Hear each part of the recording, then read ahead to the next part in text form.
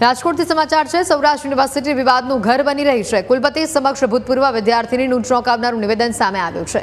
PhD કરવા માટે guide સાથે સંબંધ બાંધવો પડે। પીએચડી પ્રવેશ પરીક્ષાની રજૂઆત સમયે યુવતીનું આ નિવેદન। યુવતી રજૂઆત કરતા કુલપતિ હસતા જોવા મળ્યા।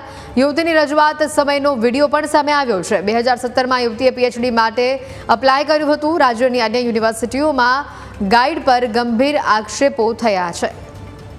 અને આ અંગે વધુ માહિતી મેળવીશું। ફોનલાઈન પર સંવાદદાતા ઋષિ જોડાયા છે। ઋષિ, જે રીતે આ વિદ્યાર્થીની દ્વારા જે આક્ષેપ કરવામાં આવ્યો છે, ગાઈડ સાથે સંબંધ રાખવો પડે, આ પ્રકારનું તેને નિવેદન આપ્યું છે, આખો મામલો શું છે?